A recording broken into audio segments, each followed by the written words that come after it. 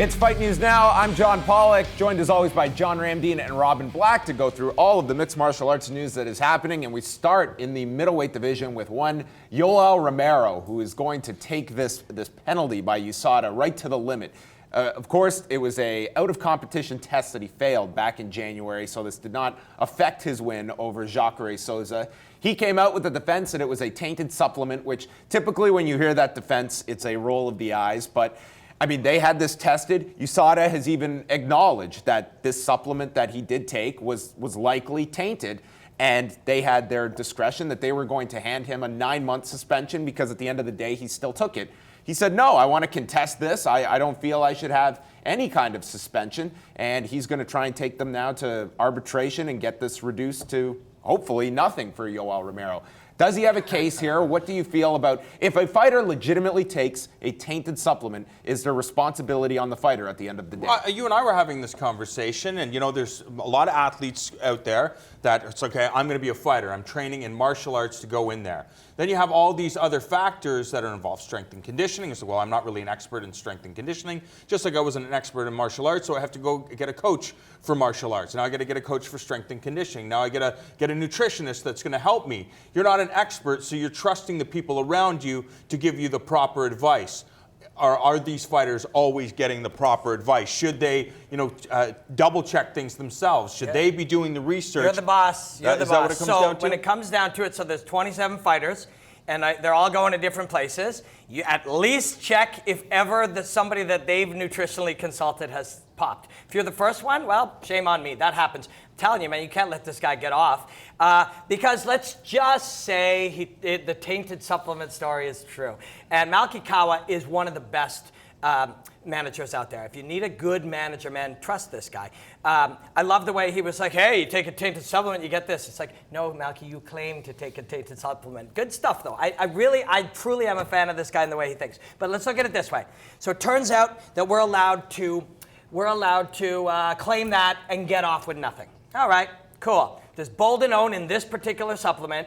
I'm taking boldenone. Damn it, I got caught. Just put that supplement and bring it in. You know what I mean? It's just, sure. It's too easy of an out. You could literally intentionally take the substance, hope not to get caught. When you do get caught, pull out the old boldenone.com, supplement.org. Isn't that the advantage, though? Isn't everybody looking for an advantage in this sport? Whether it comes down to weight cutting. I mean, it's worth noting here. I mean, USADA's trying to stop those advantages, and this is how they're like USADA did do an investigation into this. This is not all just Yoel Romero's side. USADA acknowledged that whatever this substance was, that it was found in this thing and was not labeled.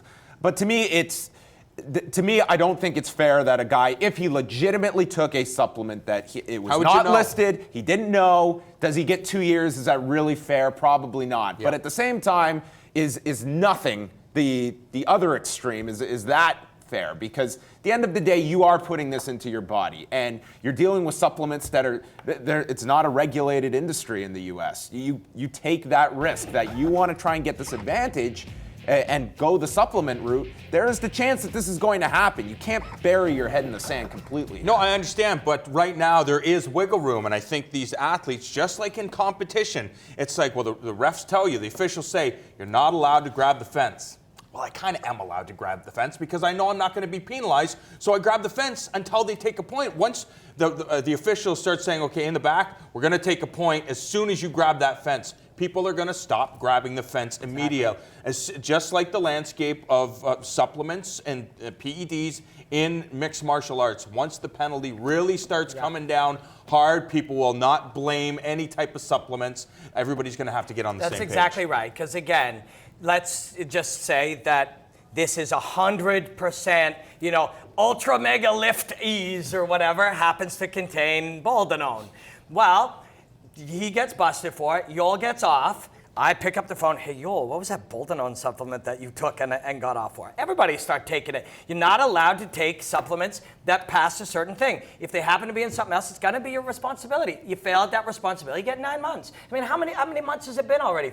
5? I mean, he's halfway there. Yeah. Going and spending money and getting a guy to fight it and argue it and getting a lawyer, sit out, train like crazy. When you're off season, take a bunch of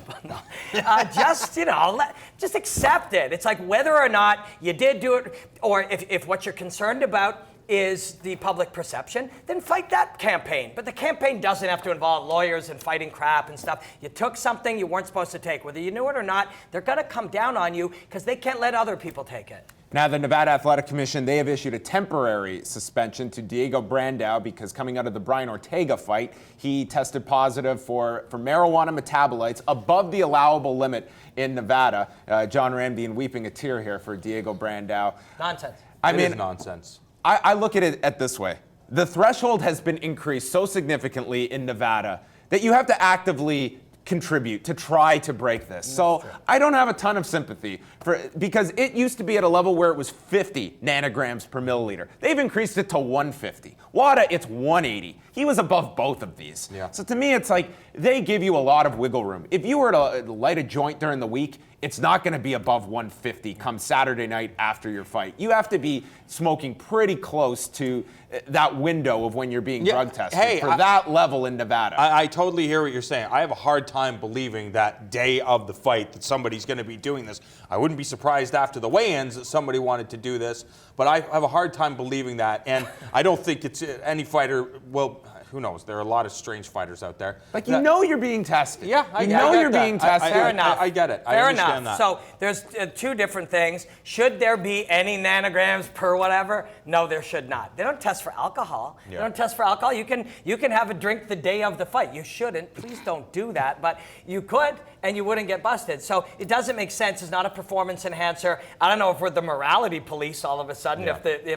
If you know the commissions are supposed to be morality police, which doesn't make any sense. But they say, into 6 days out, you're not going to pop. But 3 or 4 days out, somebody who actually consumes the smoke of this plant to calm their nerves or cataracts. I mean, you kind of although if you have cataracts, you probably shouldn't be fighting either.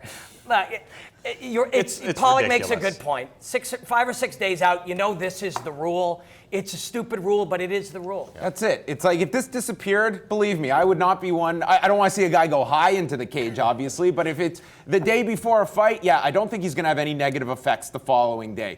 But it is the rule. And if I'm going 10 over the speed limit, I probably am driving fine and I'm not going to have any incident. But if I get pulled over, guess what? I broke the rule. Hey, I will tell you something crazy. I talked to a fighter who fought Jose Aldo and said he smoked a doobie right before he got inside of the cage. Apparently the Nick Diaz Gogo Plata on Gomi, he was high then.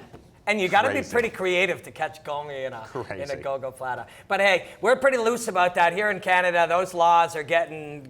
Our Prime Minister is not only seems very supportive of that, but he's also a fight fan. So we like exactly. Let's chat about a few other stories. MMAfighting.com was reporting Chan Sung Jung, who has not fought since August of 2013 when he fought Jose Aldo. He is, of course, he had to fulfill his military service in South Korea, but that expires this coming October, and then he would be returning. I mean, this guy is still young enough. I mean, he's under 30.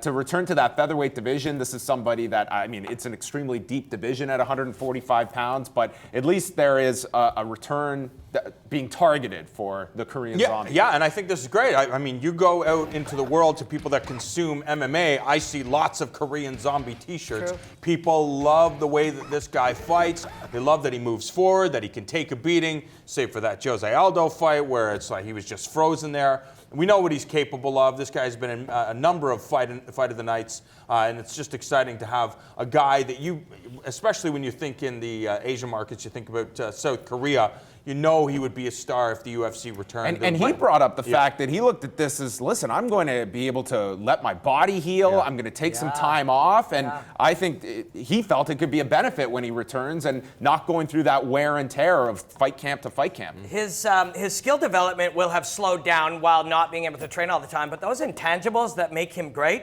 those 99.99% even of fighters' intangibles of heart and desire and ferocity, those will always be there. What's the deal anyways? Dong Young Kim, Doo-Ho Choi, the Korean Zombie, 3 fighters from Korea that are among the most exciting fighters in the world. And is that a coincidence? I mean, we don't generally group Canadian fighters don't fight a certain way. Brazilian fighters, there is a cultural attitude towards fighting, but there's something about these 3 South Koreans, man, really spectacular. Well, you talked about Chan Sung Jung. What has he been doing?